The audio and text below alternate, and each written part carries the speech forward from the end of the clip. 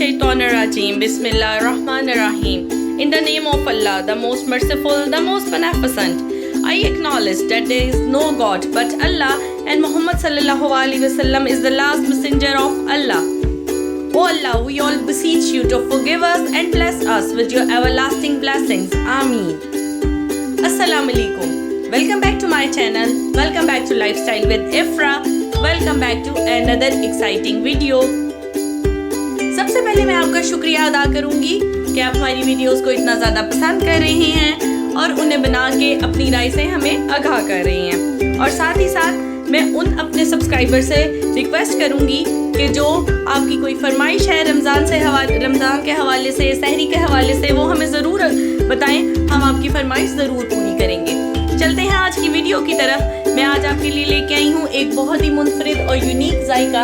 आज मैं आपके लिए लेके आई हूँ एक बहुत ही डिफरेंट सा केक, और वो भी केक ऐसा जो आपको किसी बेकरी पे नहीं मिल सकता। बिल्कुल ऐसा जायका जो आपकी ज़ुबान को बहुत ही ज़्यादा पसंद आएगा। छोटे क्या बड़े भी इसे बहुत ज़्यादा पसंद करेंगे। जी हाँ, आज मैं आपको बनाना सिखा रही हूँ ऑरेंज ग्लेज्ड टी केक। अब ये ऑरेंज ग्लेज्ड टी केक क्यों है? ऑरेंज केक भी तो हो सकता था। ये ऑरेंज ग्लेज टी केक इसलिए है कि हम प्लेन ऑरेंज केक नहीं बनाएंगे। हम प्लेन ऑरेंज केक को बेक करके उसे एक शीरा बना के उसे मॉइस्ट करेंगे, और वो शीरा चीनी और पानी का नहीं होगा, वो एक डिफरेंट शीरा होगा। उसके लिए आपको वीडियो को हमारे साथ एंड तक देखना पड़ेगा। ये केक 3 स्टेप्स में बनेगा। मैं आपसे रिक्वेस्ट करूँगी कि आप वीडियो को ध्यान से देखें, क्वान्टिटीज़ को प्रॉपरली नोट डाउन कर लें ताकि आपको केक बनाने में कोई ट्रबल ना हो। सेम रिजल्ट के लिए आपको रेसिपी को फॉलो करना पड़ेगा। सबसे पहले हमने लिया है 2 कप मैदा। 2 कप मैदा भर के लीजिएगा और मेजरिंग कप से लीजिएगा। अगर आप अपने घर में मौजूद टी या कॉफ़ी के कप से मेजर करेंगे तो सेम रिजल्ट नहीं आएंगे। बाद में आप ये मत कहिएगा कि लाइफस्टाइल विद इफ्रा को फॉलो करके केक बनाया था तो ठीक नहीं बना। उसके लिए आपको एग्जैक्ट मेजरमेंट्स को फॉलो करना पड़ेगा। उसके बाद हमने लिया है 1/2 टीस्पून सॉल्ट, और साथ ही साथ हमने लिया है 1 टीस्पून बेकिंग सोडा यानी मीठा सोडा। वो मीठा सोडा जो चने उबालते हुए डालते हुए इस्तेमाल होता है। उसके अलावा हमने लिया है 2 टीस्पून के बराबर बेकिंग पाउडर। कोशिश कीजिएगा कि आपका बेकिंग पाउडर फ्रेश हो, बहुत पुराना ना हो। उसके अलावा हमने लिया है 1 टेबलस्पून भर के ऑरेंज जेस्ट, ऑरेंज का छिलका। अब ये किस तरह से आएगा? आपके पास घर में ऑरेंजेस मौजूद होंगे, उन्हें लेके धो के इस तरह का ग्रेटर लेके उसके छिलके को कद्दूकश कर ले। लेकिन याद रखें, वाइट पार्ट अंदर शामिल नहीं करना। अगर वाइट पार्ट अंदर शामिल हुआ तो वो आपके केक को कड़वा कर देगा। इसके अलावा आपको ये किसी भी कन्फेक्शनरी मार्केट से जहाँ से बेकिंग का सामान मिलता है वहाँ से भी मिल सकता है। 1 टेबलस्पून ऑरेंज जेस्ट हम इसमें शामिल कर देंगे। अगर आपके पास ये नहीं है तो आप ऑरेंज पाउडर भी इस्तेमाल कर सकते हैं। अब हम इन सारे ड्राई इंग्रेडिएंट्स को चम्मच की मदद से बहुत अच्छी तरह से मिक्स करके एक तरफ अलग रख लेंगे, और फिर चलेंगे हम इसके नेक्स्ट स्टेप की तरफ, जो कि है इसका वेट इंग्रेडिएंट्स को ज्वाइन करके बीट करने का। उसके लिए हमें चाहिए इस तरह का कोई स्टील का बर्तन जो ठंडा रहे। ठंडा बर्तन हमें चाहिए। आप स्टील के बर्तन में बनाइए, स्टेनलेस स्टील के बर्तन में बनाइए, it's totally up to you. उसके बाद हमने उसमें डालने हैं 4 अंडे। मैंने रूम टेम्परेचर के 4 अंडे लिए हैं। मेरे पास बड़े साइज़ के अंडे थे। अगर आपके पास छोटे साइज़ के अंडे हों तो आप 5 ले लीजिएगा। अब हम इन अंडों को इतना बीट करेंगे कि वो फ्लफ़ी हो जाए और उनमें झाग बन जाए। जब अंडों में झाग बन जाएगी तो हम इसमें बाकी के अज्जा शामिल करेंगे। मैं आपको बार बार ये बात रिपीट करती चलूँ दोबारा से कि मेजरमेंट्स को प्रॉपरली फॉलो कीजिएगा फॉर सेम रिजल्ट्स।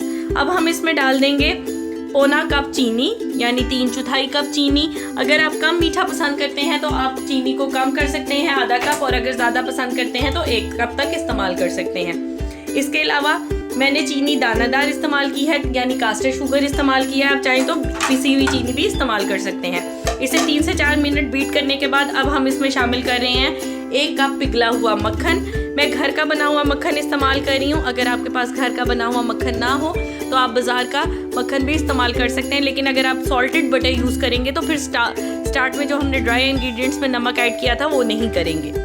अगर प्लेन बटर होगा तो ऐड कर लीजिएगा। अब हम इन्हें अच्छी तरह से मिक्स कर लेंगे ताकि यकजान हो जाएं अंडे, चीनी और मक्खन।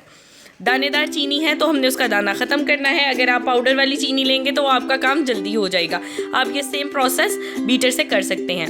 अब हम इसमें शामिल करने जा रहे हैं आधा कप बटर मिल्क। अब लोग परेशान हो रहे होंगे कि बटर मिल्क क्या चीज़ है। बटर मिल्क आप आसानी से घर पे बना सकते हैं। आधा कप दूध लीजिएगा रूम टेम्परेचर का, और उसमें 1 टेबलस्पून भर के या सफ़ेद सिरका यानी वाइट विनेगर या लेमन जूस डाल के उसे अच्छी तरह से मिक्स करके छोड़ दें बगैर हिलाए 30 से 35 मिनट के लिए। बटर मिल्क आपका तैयार हो जाएगा।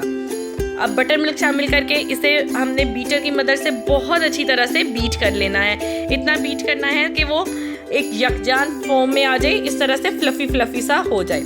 7 से 8 मिनट बीट करने के बाद ये जो हमने ड्राई इंग्रेडिएंट्स अलग मिक्स करके रखे थे उसमें से हम हाफ इसमें ऐड कर देंगे और अच्छी तरह से कट एंड फोल्ड की रेसिपी को यूज़ करते हुए, मेथड को यूज़ करते हुए हम इसे बहुत अच्छी तरह से मिक्स कर लेंगे। याद रखिएगा कि जो हमने फर्स्ट बैच का फर्स्ट हाफ मैदा इस्तेमाल किया है उसे हमने इसमें इतनी अच्छी तरह से इनकॉर्पोरेट करना है कि गुठलियाँ ना रहें, वो बिल्कुल एक स्मूथ सा फाइन सा मिक्सचर बन जाए। साइडों से मैदा साथ साथ स्पैचुला की मदद से आप देख सकते हैं मैं उतार रही हूँ। आपको भी सेम प्रोसेस फॉलो करना है for the same and best results.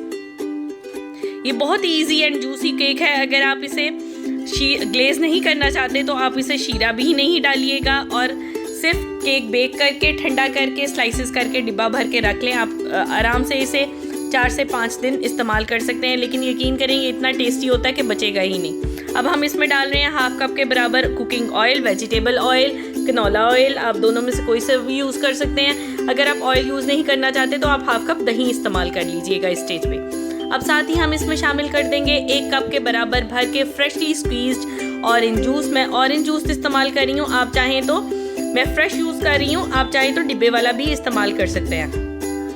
उसके बाद अब हम इसमें शामिल करेंगे नेक्स्ट जो बाकी हमने मैदा रखा था उसमें से एक पोर्शन ड्राई मैदे में से हमने इस्तेमाल कर लिया, उसे कट एंड फोल्ड की मेथड को यूज़ करते हुए इसमें इनकॉर्पोरेट कर लिया। अब जो बाकी का हमारे पास मैदा बचा है हम उसे इसमें ऐड कर देंगे और सेम कट एंड फोल्ड का मेथड यूज़ करके इस बैटर को तैयार कर लेंगे।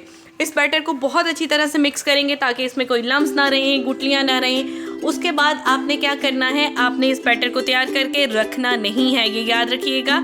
आपने ओवन को ऑलरेडी प्री हीटिंग पे लगा देना है 30 मिनट्स के लिए। वो जब आप केक का मिक्सचर बनाना स्टार्ट करेंगे उससे पहले कर दीजिएगा। मैं आपको दोबारा ये बात रिपीट करती जाऊँ कि आप जब मैदे में और अंडों में बेकिंग पाउडर और बेकिंग सोडा मिक्स हो जाएगा तो हम उसे रख नहीं सकते। ये देखें मैंने ऑलरेडी पैन को ग्रीस करके फॉइल लगा के रखा था। अब आप उसमें सारा मिक्सचर डाल देंगे। अगर आपके पास इस तरह का स्प्रिंग फॉर्म टैम या बेकिंग टिन नहीं है तो जिन लोगों के पास वो नहीं है उन्हें क्या करना है, उन्हें ये करना है कि वो कोई सी भी बेकिंग डिश ले लेंगे और उसमें डाल देंगे। मैं आगे चल के आपको दिखाती हूँ, अभी बताती हूँ।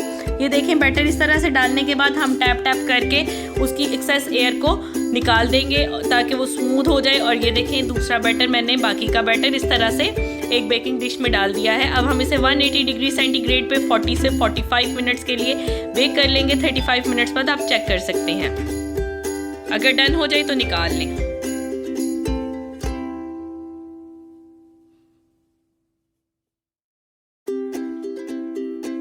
ये देखें अब जितनी देर हमारा केक बेक हो रहा है 40 से 45 मिनट के लिए, उस दौरान हम बना लेते हैं शीरा। उसके लिए हमने लिया है 1 कप के बराबर ऑरेंज जूस फ्रेशली स्क्वीज्ड। उसमें हम डाल रहे हैं 4 से 5 टेबल स्पून के बराबर चीनी।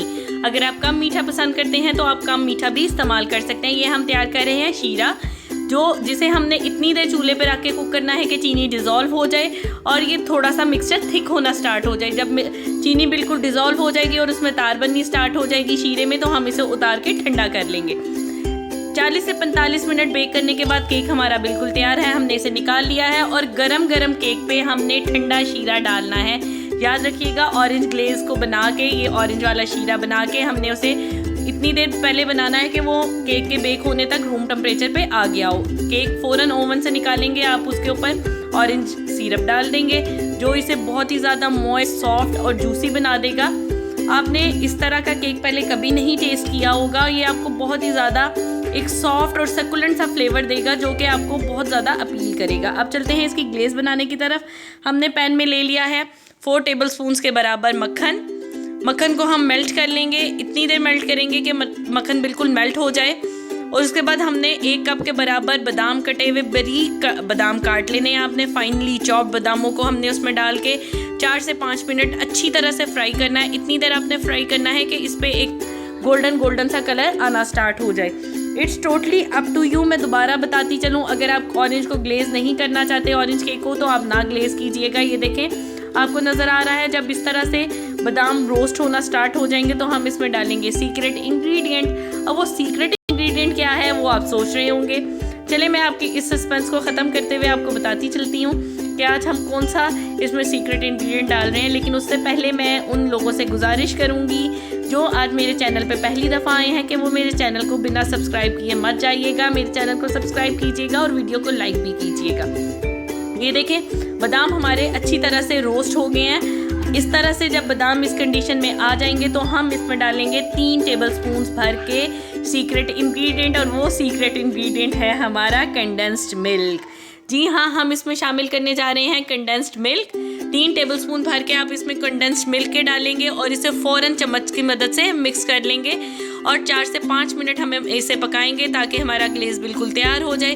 जब कंडेंस्ड मिल्क में हल्के हल्के से बबल्स बनना स्टार्ट हो जाएंगे तो हम इसे चूल्हे से उतार लेंगे और केक जब हमारा रूम टेम्परेचर पे आ जाएगा तब हम उसके ऊपर ये ग्लेज लगा देंगे। याद रखिएगा, आपने गरम गरम केक के ऊपर ग्लेज नहीं लगानी, नहीं तो आपका जो कंडेंस्ड मिल्क है वो बिल्कुल मेल्ट हो जाएगा और वो पानी छोड़ देगा। ये ग्लेज आपने केक पे तब लगानी है जब केक रूम टेम्परेचर पे आ जाए। ये देखें हमारी ग्लेज बिल्कुल तैयार है। अब केक हमारा रूम टेम्परेचर पे आ चुका है। अब हम इसके ऊपर ग्लेज लगा देंगे। मैं सेंटर में ग्लेज लगा रही हूँ, आप चाहें तो पूरे केक के ऊपर भी स्प्रेड कर सकते हैं। और केक ग्लेज लगाने के बाद आप इसे शेविंग्स ऑफ चॉकलेट के साथ, या मेरे बच्चों को कोकोमो पसंद था तो इसलिए मैंने कोकोमो लगा दिया है। आप कोकोमो के साथ या किसी और बंटीज़ के साथ इसे सर्व कर सकते हैं। ये है इसकी फाइनल लुक।